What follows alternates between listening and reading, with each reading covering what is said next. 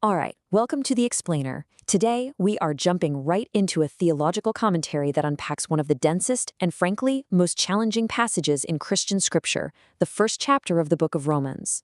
It's a text that lays some very specific groundwork, and we're going to break down exactly how our source material explains its logic.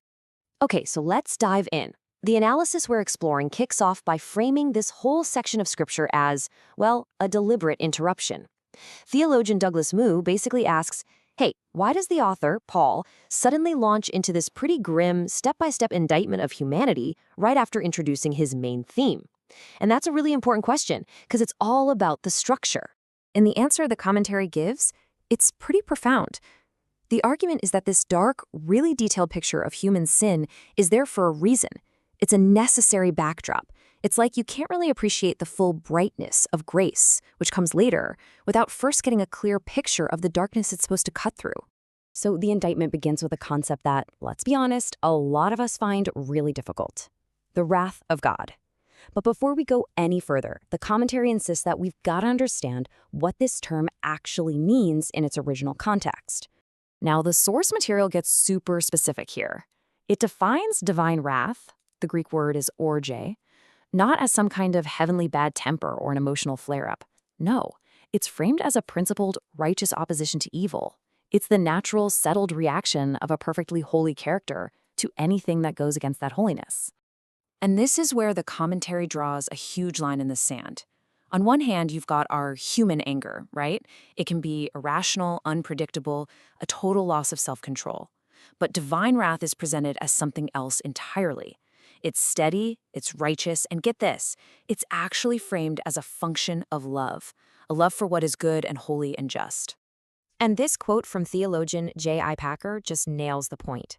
The source uses this to argue that a truly morally perfect being has to be against evil. So from this viewpoint, wrath isn't some flaw to be excused. It's an absolutely necessary part of being perfectly good. Okay, so if that's the case, how is this wrath even justified? Well, the commentary's argument builds from here. The claim is that it's justified because knowledge of God isn't some big secret. It's actually universally available to every single person through what's called natural revelation. And here we hit this really fascinating paradox, pulled right from the text of Romans. It says that God's invisible attributes, things like his eternal power and divine nature, are somehow clearly seen.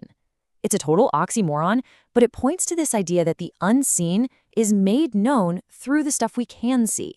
So, how is the invisible seen? Well, the commentary uses all this evocative imagery to explain it. The idea is that the created world itself, everything from sunbeams to thunderstorms to the birds singing, is acting as this constant, undeniable declaration. Nature itself is the evidence. And here's the bottom line. The big takeaway from all this: because this natural revelation is out there for everyone to see, the analysis concludes that no one can honestly stand up and plead ignorance. The evidence is all around us, which means, in the famous words of the text, everyone is left without excuse. This leads us directly to the major turning point in the entire argument. The issue, it turns out, isn't about a lack of knowledge. It's about a deliberate, willful choice to reject what is already known. The source calls it the Great Exchange. You see, the analysis frames the central human problem not as an intellectual one, like we're just missing a piece of the puzzle. It frames it as a moral one. It's a refusal to acknowledge what's already crystal clear. It's an issue of the heart, not a failure of the mind.